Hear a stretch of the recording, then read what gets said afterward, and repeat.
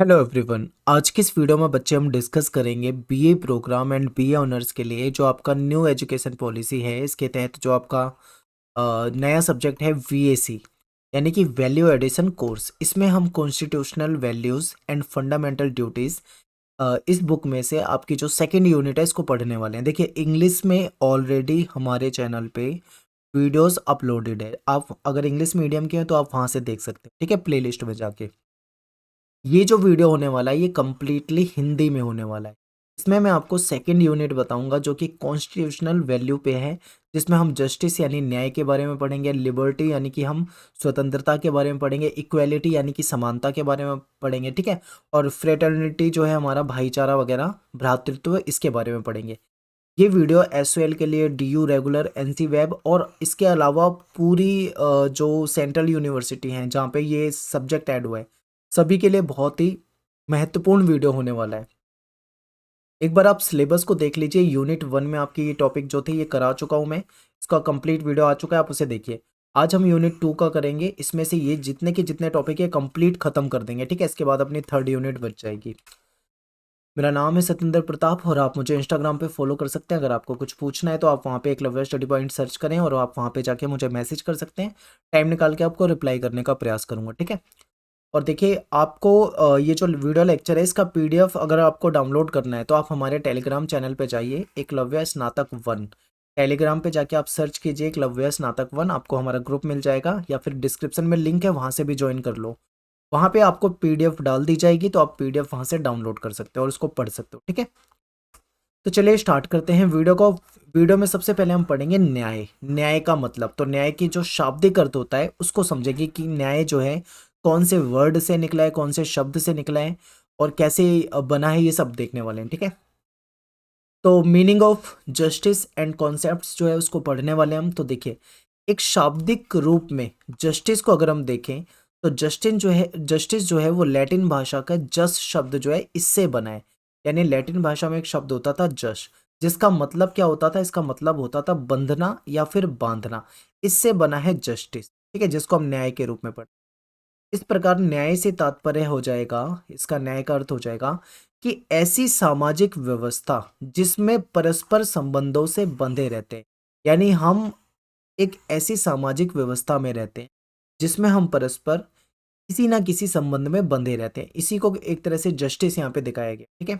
साधारण अर्थों में अगर हम समझें इसको तो इसका मतलब होता है कि न्याय उस अवस्था को कहेंगे, उस कंडीशन को कहेंगे जिसमें एक बेहतरीन व्यवस्था हो, व्यक्तिगत और सामाजिक संबंधों में सामंजस्य यानी कि पूरा बैलेंस हो, सामाजिक संबंध में और व्यक्तिगत संबंध में बैलेंस हो, निष्पक्षता हो, ठीक है, कोई भी भेदभाव किसी तरह का नहीं होना चाहिए, या दुर्व्यवहार नहीं होना चाहिए, स्वार्थहीनता हो, किसी प्रकार का कोई स्वार्थ ना हो, तर्क संगतता हो। अगर ये चीजें हैं तो हम कहेंगे कि न्याय है, अगर ये नहीं है तो न्याय नहीं होगा, ठीक है। इसमें क्या होता है, व्यक्ति जो होता है वो अपने अपने अधिकारों और कर्तव्यों का पालन करते हैं। अब प्लेटो जो है, प्लेटो कहते हैं कि न्याय जो है वो मानव आत्मा की उचित अवस्था और मानवीय स्वभाव की प्रकृति की मांग है। देखिए, हर व्यक्ति का जो नेचर है, स्वभाव है, वो अलग होता है, लेकिन सभी व्यक्तियों को न्याय चाहिए होता है। सभी व्यक्ति न्याय की क्या करते हैं, न्याय की आकांक्षा रखते हैं कि उनका जो समाज है, उनकी जो सरकार है वो उनको न्याय प्रदान करेगी, ठीक है। आगे चलते हैं, न्याय की कुछ डेफिनेशन देखते हैं। देखिए, अलग अलग विद्वानों ने न्याय को अपने अपने तरीके से परिभाषित करने का कार्य किया है, तो सभी की परिभाषा आपको अलग दिखेगी। यहाँ पे मैं बहुत आसान आसान सी परिभाषा जो थी वो लेकर आया हूँ, तो आपको समझना है। तो सबसे पहले एक विद्वान है जिनका नाम है सिफालस। सिफालस क्या कहते हैं, थोड़ा ये समझिए। सिफालस के अनुसार ये कहते हैं कि सत्य बोलना और कर्ज चुकाना ही न्याय है। यानी इनके अनुसार अगर कोई व्यक्ति सत्य बोलता है और अपना कर्ज चुकाता है तो वो क्या हो जाएगा, न्याय हो जाए। राफेल जो है, राफेल कहते हैं कि न्याय एक ऐसी अवस्था है, एक ऐसी अवस्था का नाम है जो लोगों के अधिकारों की रक्षा करता है। बिल्कुल सही, ठीक है। यानी कि एक ऐसी अवस्था जहां पे लोगों के अधिकारों की रक्षा हो तो उस अवस्था को हम न्याय कह सकते हैं, बिल्कुल ठीक। आगे देखिए, एक विद्वान है जॉन स्टुअर्ट मिल। ये क्या कहते हैं, ये समझिए। ये कहते हैं कि न्याय उस नैतिक मूल्य का नाम है जो स्पष्ट रूप से लोक कल्याण से संबंधित, ठीक है। प्लेटो क्या कहते हैं, प्लेटो देखिए, प्लेटो कहते हैं कि प्रत्येक व्यक्ति अपने कर्तव्य का पालन करे और दूसरों के कार्यों में दखल अंदाजी ना करे, तो यही न्याय है। सालमंड कहते हैं कि हर व्यक्ति को उसका हक मिलना चाहिए, ठीक है, अगर उसको उसका हक मिलेगा तो ये न्याय है। पॉलीमार्कस कहते हैं कि दुश्मन के साथ दुश्मनी और दोस्त के साथ दोस्ती, ठीक है, यानी कि शत्रु के साथ शत्रुता, मित्र के साथ मित्रता रखना ही न्याय है। यानी सभी विद्वानों ने अपने अपने अनुसार न्याय को परिभाषित किया है। तो आप इनमें से कोई भी दो तीन परिभाषा जो आपको आसान लगे आप याद कर सकते हैं, ठीक है। आगे देखिए, न्याय का अर्थ। न्याय का अर्थ होता है कि हर व्यक्ति को वह सब कुछ देना जो उसका हक है। यानी अगर व्यक्ति का कुछ हक है और वो उसको प्रदान किया जा रहा है, उसको दिया जा रहा है, तो इसे हम क्या बोलेंगे? इसे बोलेंगे न्याय। सजा अथवा क्षतिपूर्ति द्वारा गलतियों को ठीक करना भी न्याय है। जैसे मान लीजिए कोई एक्स नाम का व्यक्ति है, वो कोई क्राइम कर देता है, तो ऐसे में क्या करेगा? जो हमारा कानून है, जो हमारा लॉ है, वो उसको उस क्राइम के लिए सजा देगा। अगर वो सजा दे, क्योंकि क्राइम करा है, मान लो एक्स व्यक्ति ने किसी के साथ मारपीट करी होगी, किसी की हत्या की होगी या कुछ भी क्राइम किया होगा, तो अगर उस मान लो इसने एक्स व्यक्ति ने वाई व्यक्ति के साथ कुछ गलत किया, मारपीट की, यानी एक तरह से ये अपराध है, और इस अपराध के लिए कानून क्या कर देगा? उसको सजा देगा। तो ऐसे में जब उसे सजा मिलेगी तो वाई को क्या मिल जाएगा? ऑटोमेटिक न्याय मिलेगा। मान लो उसको सजा नहीं मिलती है तो उसको न्याय नहीं मिलता है। तो यानी सजा देकर या क्षतिपूर्ति करके, मुआवजा देकर, ठीक है, गलतियों को ठीक करना ही न्याय है। तो ये दोनों तरीके आप बता सकते हो, ठीक है, पेपर में। अब बात करेंगे हम न्याय के 3 प्रकार, जो कि संविधान के अकॉर्डिंग है और आपके सिलेबस में है। तो इसमें सबसे पहले हम डिस्कस करेंगे सामाजिक न्याय को, फिर आर्थिक न्याय को और फिर राजनीतिक न्याय को, ठीक है। तो चलिए सामाजिक न्याय देखते हैं। सामाजिक न्याय जाति, रंग, नस्ल, धर्म, लिंग आदि के आधार पर किसी भी प्रकार के भेदभाव के बिना सभी नागरिकों का साथ समान व्यवहार करने को दर्शाता है।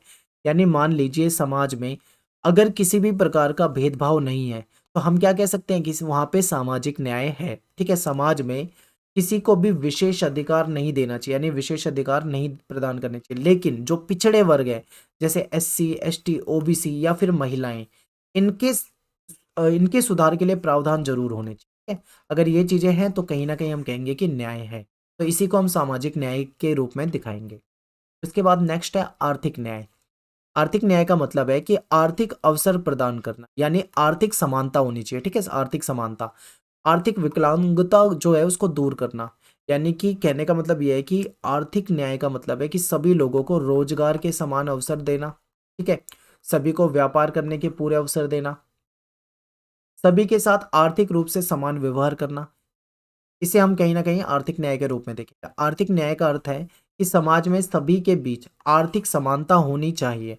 व्यक्तियों के बीच उनकी आर्थिक स्थिति के आधार पे कोई भेदभाव नहीं होना। अब यहाँ पे आर्थिक समानता का मतलब आप ये मत सोच लेना, क्योंकि समाज में कुछ लोग अमीर होते हैं, कुछ लोग गरीब होते हैं। अब आर्थिक समानता का मतलब ये मत समझ लेना कि सभी की जो जो उनकी संपत्ति है वो समान होनी चाहिए, नहीं।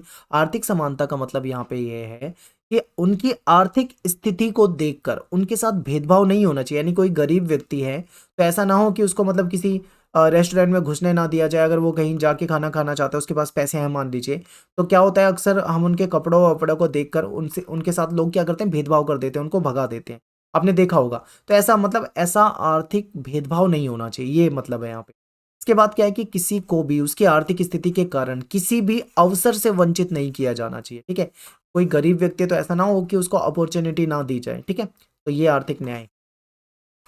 नेक्स्ट है राजनीतिक न्याय, यानी कि पॉलिटिकल जस्टिस। तो राजनीतिक न्याय में क्या होता है कि किसी के पास पूर्वग्रह के बिना राजनीति में संलग्न होने का समान स्वतंत्र और उचित अवसर हो।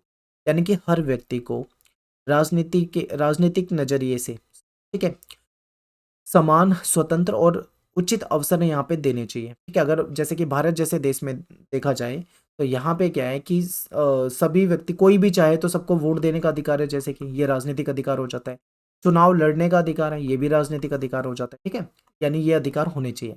तो इसका अर्थ हम आगे ये भी देख सकते हैं कि सभी के पास राजनीतिक जो कार्यालय होते हैं, जो ऑफिस होते हैं, यहाँ तक उनकी समान पहुंच हो, सरकारी प्रक्रिया में समान भागीदारी हो, और राजनीतिक न्याय का अर्थ सभी लोगों को राजनीतिक अवसर में भाग लेने के लिए बिना किसी भेदभाव के पूरे अवसर मिलने चाहिए, पूरे अधिकार होने चाहिए। अगर कोई चाहता है चुनाव लड़ना तो उसको अधिकार होना चाहिए। कोई चुनाव में ठीक है, हार जीत वो बात की बात है, लेकिन अगर कोई चुनाव लड़ना चाहता है, कोई मतदान करना चाहता है, तो सभी तरह से उसको पूरे अधिकार मिलने चाहिए। इसके बाद है इक्वेलिटी, यानी कि समानता। तो देखिए, भारतीय संविधान आपको पता है, जो हमारा संविधान का जो भाग 3 है, उसमें हमें मौलिक अधिकार मिले हुए। और मौलिक अधिकारों में आपने जो अनुच्छेद 14 से 18 में देखा होगा, उसमें समानता का अधिकार देखने को, ठीक है? तो समानता का अधिकार से क्या मतलब है, देश के कानून के सामने सभी नागरिकों के साथ समान व्यवहार किया जाना चाहिए, चाहे वो किसी भी लिंग, जाति, नस्ल, धर्म, जन्म स्थान की से हो, उनके साथ किसी प्रकार का कोई भेदभाव नहीं होना चाहिए, ठीक है? इसी को हम समानता कहें। अब थोड़ा-सा हम देखेंगे कानून के समक्ष समानता की, थोड़े से हम संविधान में जो समानता से संबंधित जो मौलिक अधिकार वगैरह दिए हैं, उसको थोड़ा-सा पढ़ लेते हैं। जैसे कि आपका आर्टिकल जो 14 है, ये कहता है कि राज्य क्षेत्र में राज्य किसी भी व्यक्ति को कानून के समक्ष समानता, यानी कानून के समान संरक्षण से वंचित नहीं करेगा। यानी कि सभी को कानूनन रूप से समान माना जाएगा, ठीक है? और विधि के समक्ष, यानी कि कानून के सामने सभी समान हैं और बिना किसी भेदभाव के कानून के समान संरक्षण उनको हकदार होना चाहिए, यानी उनको कानून का समान संरक्षण मिलना चाहिए सभी को, ठीक है? किसी के साथ कोई कानूनी भेदभाव नहीं होना चाहिए।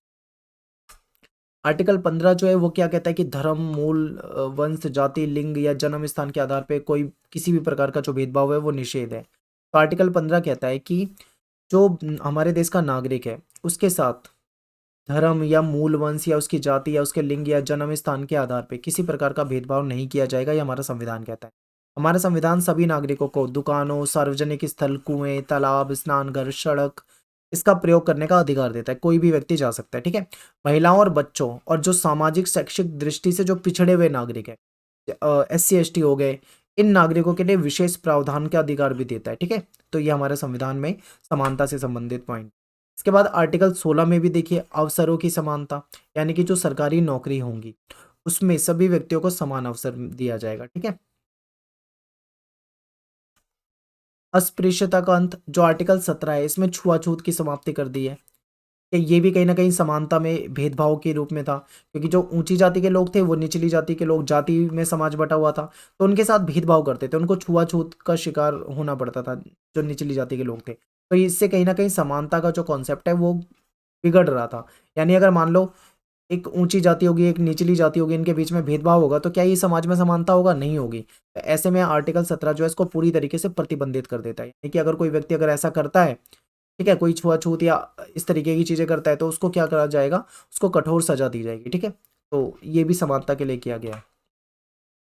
आर्टिकल 18 देखिए, ये क्या है कि ये कहता है कि जो अंग्रेजी शासन के दौरान आपको पता है उपाधियाँ दी जाती थी, उसको खत्म कर दिया इसने, उपाधि नहीं मिलेगी, ठीक है? कोई उपाधि नहीं मिलेगी। जो एजुकेशन के क्षेत्र में, यानी कि एजुकेशन के क्षेत्र में या सेना के क्षेत्र में जो उपाधि मिलती है, वो तो मिलेगी, लेकिन जो अन्य उपाधियाँ होती थी, जो कभी अंग्रेजी शासन के टाइम पे जो सिस्टम बना हुआ था, उस तरीके की उपाधि नहीं दी जाए। एजुकेशन के क्षेत्र में डिग्रियाँ वगैरह जो उपाधि होती है, वो मिलती है, सेना के क्षेत्र में मिलती है, ठीक है? इसके अलावा अगर कोई भारत का नागरिक दूसरे देश से कोई उपाधि लेना चाहे, तो वो भी पॉसिबल नहीं है, उसको राष्ट्रपति से परमिशन लेनी पड़ेगी। राष्ट्रपति से परमिशन लेने के बाद अगर परमिशन मिलती है, तो वो किसी दूसरे देश की उपाधि या सम्मान ले सकता है। इसके बाद है लिबर्टी, ठीक है? समानता के बाद स्वतंत्रता।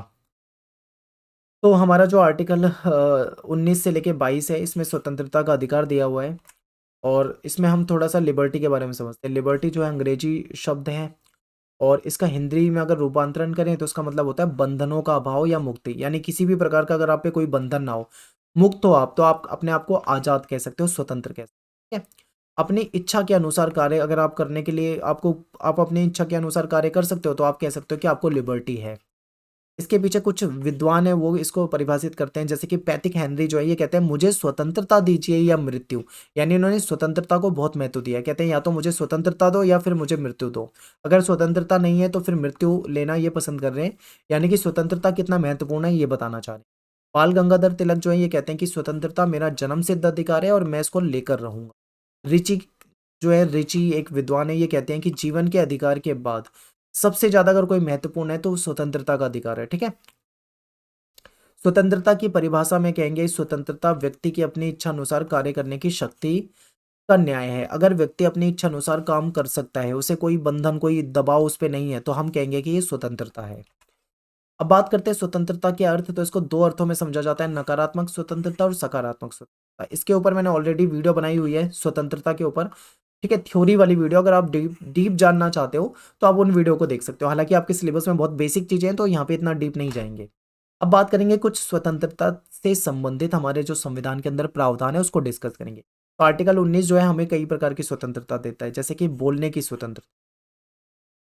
आपको बोलने की स्वतंत्रता है, ठीक है, आप अपने विचार को अभिव्यक्त कर, शांतिपूर्ण रूप से आपको इकट्ठा होने की स्वतंत्रता है, सभा बनाने की यानी ग्रुप बनाने की या समूह बनाने की आपको स्वतंत्रता है, सभा करने की आप स्वतंत्रता है, ठीक है। भारत में कहीं भी आप आवागमन कर सकते हो, एक राज्य से दूसरे राज्य में घूमने जा सकते हो, आपको पूरी स्वतंत्रता है। भारत में आप कहीं भी निवास कर सकते हो, कहीं भी आप रहना चाहो तो आप रह सकते हो, तो आपको इसकी स्वतंत्रता है। भारत में जो आजीविका जो रोजगार है उसकी स्वतंत्रता है, आप कोई भी रोजगार अपना सकते हो, ठीक है, कोई भी व्यापार कर सकते हो। बस ये चीजें ध्यान रखना, वो इलीगल गैर कानूनी ना हो। कहीं आप कुछ इलीगल काम करने लगो और बोलो कि भाई हमें तो संविधान स्वतंत्रता देता है, तो ये तो गलत बात है, ठीक है। तो आर्टिकल 19 जो है हमें कुछ स्वतंत्रता प्रदान करता है। आर्टिकल 20 देखिए, ये अपराध के दोष सिद्धि की स्वतंत्रता देते हैं। मान लो कोई अपराध है, कोई व्यक्ति अपराध करता है तो उसको वर्तमान कानून के तहत ही सजा मिलेगी। यानी मान लो 2022 में किसी ने कोई अपराध करा तो 2022 में कोई जो कानून होगा उसके अकॉर्डिंग सजा मिलेगी। एक जुर्म की यानी एक क्राइम की एक ही सजा मिलेगी, ये हमारा संविधान अधिकार देता है। अपने विरुद्ध कोई उस पर गवाही का दबाव नहीं बना सकता, ठीक है, ये भी अधिकार है। नेक्स्ट है आर्टिकल 21 में हमें जीवन का अधिकार यानी प्राण एवं दैहिक स्वतंत्रता है। इसमें 21A जोड़ा गया है, 86 जो 86वां संशोधन हुआ था 2002 में। इसमें फिर 6 से 14 वर्ष के जो बच्चे हैं उनको अनिवार्य शिक्षा का प्रावधान भी इसमें डाल दिया गया था। तो ये सब स्वतंत्रता से संबंधित ही हैं।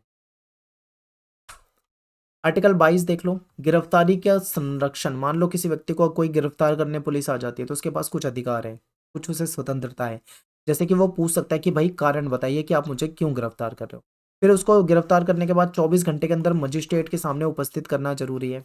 और कानूनी सलाह लेने का अधिकार, ठीक है, ये उसको अधिकार है। यानी ये सब एक तरह से स्वतंत्रता से संबंधित ही प्रावधान है, ठीक है। उसको कानूनी सलाह लेने की स्वतंत्रता है। वो अपने अकॉर्डिंग जो उसको सही लगता है वो वकील चुन सकता है अपने लिए, कानूनी सलाह लेता है, ये सब चीज़ों का उसको स्वतंत्रता है, ठीक है। तो यहाँ पे हमारा लिबर्टी वाला जो टॉपिक है खत्म हो जाता है। इसमें थॉट्स यानी हम अपने विचारों की अभिव्यक्ति कर सकते हैं, अपने विचारों को एक्सप्रेस कर सकते हैं। हम अपना बिलीव जो भी हमें विश्वास है हम उस पर विश्वास कर सकते हैं, ठीक है। अपनी वर्शिप अपनी पूजा पाठ जो भी हमें करना है उसे कर सकते हैं। तो हमें पूरी स्वतंत्रता है। नेक्स्ट है हमारा भाईचारा, फ्रेटर्निटी।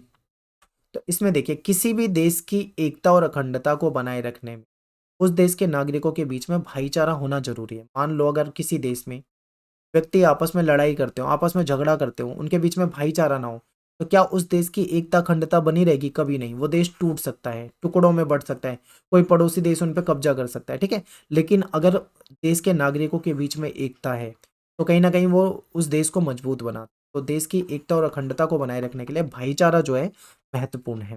भीमराव अंबेडकर जी हैं, वो कहते हैं कि भाईचारा जो है वो सभी भारतीयों के बीच में सामान्य भाईचारे और भाईचारे की भावना है, ठीक है। भाईचारे के बिना समानता स्वतंत्रता की तो कल्पना भी नहीं कर सकते हम, ये तो बात की बात है, भाईचारा होना जरूरी है। भारतीय संविधान के नियम और विनियम के अनुसार प्रस्तावना में भ्रातृत्व की बातें की गई है। इसमें भ्रातृत्व का मतलब भी भाईचारा एकता अखंडता से होता है, ठीक है। इसमें दो बातें कही गई है, जैसे मानवीय गरिमा और राष्ट्रीय अखंडता, यानी राष्ट्र को मजबूत बनाए रखना, उसके टुकड़े होने से बचाना। और मानवीय गरिमा यानी कि मानव, हर मानव की एक गरिमा होती है, हर मानव एक सम्मान चाहता है। ये चीजें मैं आपको आगे बताता हूँ, चलिए आगे आप और समझिए थोड़ा। बंधुत्व का अर्थ, बंधुत्व आप वर्ड कई बार पढ़ते हैं। बंधुत्व का अर्थ होता है कि सभी नागरिकों को एक ही परिवार के सदस्यों की तरह कार्य करना चाहिए। किसी भी नागरिक के साथ अनादर यानी गलत व्यवहार बिल्कुल भी नहीं किया जाना चाहिए। और अगर ऐसा होगा तो दुनिया से यही आकांक्षा रखी जाती है कि सभी समान हो और सबके साथ समान समान अधिकार किया जाए, किसी के साथ कोई भेदभाव ना हो। अब बात करेंगे भारतीय दृष्टिकोण से, यानी भारत के नजरिए से भाईचारे को समझ। तो जो हमारा संविधान है, संविधान की प्रस्तावना में अखंडता शब्द जो है वो 42वां जो संशोधन हुआ था 1976 में जोड़ा गया, ठीक है। व्यक्ति की गरिमा, ये आपके टॉपिक आपके सिलेबस में है, जो मैं अभी गरिमा यहाँ पे डिस्कस कर रहा था, याद रखिए, मानवीय गरिमा। तो अब इसको थोड़ा डीप डिस्कस करते हैं। गरिमा जो होता है वो एक व्यक्ति का अधिकार है। हर व्यक्ति क्या चाहता है? हर व्यक्ति ये चाहता है कि उसको महत्व मिले, यानी उसको वैल्यू मिले, ठीक है? हर व्यक्ति चाहता है कि उसका समाज में सम्मान हो। कोई भी ये थोड़ी चाहेगा कि उसकी वैल्यू ना हो, उसकी समाज में इज्जत ना हो। हर व्यक्ति सम्मान चाहता है, वैल्यू चाहता है। तो ये एक तरह से ये उसकी गरिमा से जुड़ा हुआ है, ठीक है? हर व्यक्ति चाहता है कि उसके साथ अच्छा और नैतिक व्यवहार किया जाए, ठीक है? हर व्यक्ति ये मानता है कि वो अपने आप में पवित्र है, उसका समाज में एक स्टेटस है, एक रुतबा है, ठीक है? उसकी एक इज्जत है समाज में। ये उसकी गरिमा के साथ जोड़ के देखिए, ठीक है? ये नैतिकता कानून और राजनीति में अंतर्निहित होता है और इस शब्द का प्रयोग व्यक्तिगत आचरण का वर्णन करने के लिए भी किया जाता है। गरिमा के साथ व्यवहार करना, ठीक है? आगे देखिए, भाईचारा तब तक मौजूद नहीं हो सकता जब तक हर व्यक्ति की गरिमा संरक्षित, सम्मानित ना हो। जब तक हम हर व्यक्ति को वैल्यू नहीं देंगे, सम्मान नहीं देंगे, समाज में उसकी इज्जत नहीं होगी, उसको ये नहीं फील होगा कि समाज में मतलब उसको अगर उसको महत्व नहीं दिया जाता, अगर उसको ये चीजें फील हो रही है कि समाज में उसको महत्व नहीं दिया जा रहा, उसकी गरिमा संरक्षित नहीं है, तो भाईचारा हो ही नहीं सकता। लेकिन अगर हम उसको वैल्यू दिलवाते हैं, उसको महत्व देते हैं और उसको फील कराते हैं कि भाई समाज में उसका एक महत्वपूर्ण स्थान है, उसका समाज में एक रुतबा, एक स्टेटस है, तब वो भाईचारे की तरफ जुड़ेगा, ठीक है? तो गरिमा बहुत ज़्यादा संरक्षित रखना बहुत ज़्यादा ज़रूरी है। इस गरिमा को बनाए रखने के लिए प्रत्येक व्यक्ति को कुछ न्यूनतम न्यायोचित अधिकारों की गारंटी दी जानी चाहिए।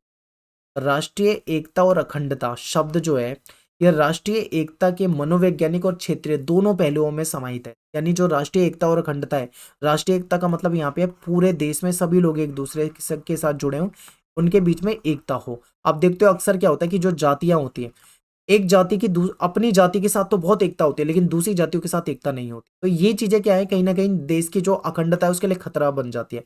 इससे देश के टुकड़े होने का खतरा हो जाता है, ठीक है? इसीलिए कहते हैं कि राष्ट्रीय एकता के मनोवैज्ञानिक और क्षेत्रीय दोनों पहलुओं में राष्ट्रीय एकता और अखंडता शब्द जो है वो समाहित होते हैं। भारत का जो संविधान है, संविधान का अनुच्छेद 1 आर्टिकल 1 जो है वो भी क्या कहता है, समझिए। संविधान का जो आर्टिकल 1 है वो ये कहता है कि राज्यों के संघ के रूप में वर्णित करता है। यानी भारत जो देश है वो राज्यों का संघ है। इसका मतलब ये है कि राज्यों के पास संघ से अलग होने की कोई शक्ति नहीं है। यानी जो केंद्र है, केंद्र से राज्य अलग नहीं हो सकते, उनके पास कोई शक्ति नहीं है, ठीक है? ये कहीं ना कहीं दोनों के बीच में एकता को प्रदर्शित करती है। भारतीय संघ की अविनाशिता पर बल दिया गया है। इसीलिए भारत में एकल नागरिकता है। एकल नागरिकता आपको मैंने कल वाले चैप्टर में पढ़ाया था कि आप पूरे भारत में किसी भी राज्य में रहते, चाहे आप बिहार में रहते हो, चाहे आप नॉर्थ ईस्ट में रहते हो, चाहे आप जम्मू कश्मीर में रहते हो, चाहे आप दक्षिण के केरला में रहते हो, आप पूरे भारत में कहीं भी रहते हो, किसी भी राज्य के निवासी हो, किसी भी राज्य के नागरिक हो, आपकी जो नागरिकता है वो एकल रहेगी, यानी सिंगल नागरिकता, ठीक है? Single citizenship. आप क्या कहलाओगे? आप इंडियन कहलाओगे। ये हमारी नागरिकता क्या होगी? इंडियन। ये क्यों किया गया है? इसलिए किया गया है ताकि देश में एकता अखंडता बनी रहे। हर देश का व्यक्ति, पूरे देश में किसी भी राज्य में रहने वाला व्यक्ति है, वो अपने आप को फील करे मैं इंडियन हूं, मैं एक भारतीय हूं, ठीक है? इससे कहीं ना कहीं एकता की भावना जगेगी। समझ में आ रहा है? आगे देखिए, समग्र रूप से बंधुत्व का लक्ष्य सामाजिक बाधाओं, जैसे कि आप देखते हो जाति, वर्ग, रंग, धर्म आदि, हमारे देश में कितना सारा भेदभाव होता है जाति को लेकर, वर्ग को लेकर, रंग को लेकर, धर्म को लेकर। जब तक ये भेदभाव रहेगा तब तक बंधुत्व बंधुत्व की भावना कभी नहीं आ पाएगी। अगर बंधुत्व की भावना आ गई, हम ये सोचने लगे कि हम सब एक हैं, हम सब ठीक है, एक ही परिवार के सदस्य हैं, इस तरीके से हम समझने लग जाते हैं, सभी के साथ हम ऐसा व्यवहार करेंगे, तभी ये भेदभाव जो है इसको तोड़ सकेंगे, ठीक है? भेदभाव वाली भावना को हम तोड़ सकेंगे, तभी बंधुत्व वाला लक्ष्य जो है वो हमको प्राप्त हो सके। नेक्स्ट है भाईचारे पर जोर देने वाले कुछ संवैधानिक प्रावधान। कुछ संविधान के भी ऐसे प्रावधान हैं जो भाईचारे पे जोर देते हैं, ठीक है? अब देखिए, संविधान की जो प्रस्तावना है उसके अनुसार व्यक्तिगत गरिमा और राष्ट्रीय एकता दोनों के लिए बंधुत्व आवश्यक है। यानी हमारे अंदर ये फीलिंग होनी चाहिए कि हम सब एक है। हमें ये ना देखें कि हम इस जाति के हैं, हम उस जाति के हैं, हम इस धर्म के, उस धर्म के। जब तक हम ये चीजें सोचेंगे तब तक हमारे बीच में बंधुत्व की भावना नहीं आएगी। जब हम ये चीजें भेदभाव भूल जाएंगे, हम ये सोचेंगे कि हम सब भारतीय हैं, ठीक है? चाहे हम दिल्ली से रहने वाले हों, चाहे हम पंजाब से रहने वाले हों, जब हम सब ये सोच लेंगे कि हम भारतीय हैं, तब हमारे अंदर बंधुत्व की भावना आएगी। और जब बंधुत्व की भावना आएगी तो कहीं ना कहीं व्यक्तिगत गरिमा और राष्ट्रीय एकता अपने आप ही मजबूत हो जाएगी, ठीक है? अब बात करते हैं डॉक्टर भीमराव अंबेडकर की। ये कहते हैं कि स्वतंत्रता, समानता और बंधुत्व के सिद्धांतों को अलग अलग नहीं माना जाना चाहिए। ये कहते हैं एक ही चीज मानना चाहिए। अगर हम इसको अलग करेंगे एक दूसरे से तो कहीं ना कहीं लोकतंत्र के लिए ये सही नहीं होगा। ठीक है, लोकतंत्र के लिए एक तरह से ये बेकार चीज होगी। इसके बाद देखो 42वां संविधान संशोधन जो था, इसमें भी आदर्शों को व्यवहारिक रूप दिया गया। जो आदर्श की बात होती थी उसको व्यवहारिक यानी उसको पटल पे, जमीनी स्तर पे लागू करने का प्रयास किया गया। आर्टिकल जो हमारा 51A है, इसका जो ई भाग है, इसके अनुसार सद्भाव और भाईचारे की भावना को बढ़ावा देना सभी नागरिकों का कर्तव्य है। हम सभी का कर्तव्य है कि हम भाईचारे को बढ़ावा दें। ठीक है, तो यहाँ पे हमारा जो चैप्टर है वो खत्म हो जाता है। लगभग लगभग आसान सा ही चैप्टर है। कुछ वर्डिंग ऐसी है जो आपको टफ लग सकती है, तो उसके लिए आप वीडियो को 1 से 2 बार देखें। ना समझ में आए अगर आपको कोई चीज़, तो आप वीडियो को 2 बार देखो, 3 बार देखो, लेकिन आप जब तक समझ ना पाओ तब तक वीडियो को देखते रहो। अच्छे तरीके से समझने की कोशिश करो। पीडीएफ आप हमारे टेलीग्राम ग्रुप से डाउनलोड करो, वहां से आप उसको लिख भी सकते हो, अपनी भाषा में नोट्स बना सकते हो। ठीक है, तो मिलते हैं आपसे नेक्स्ट वीडियो में। Thanks for watching. सभी को जय हिंद, जय भारत।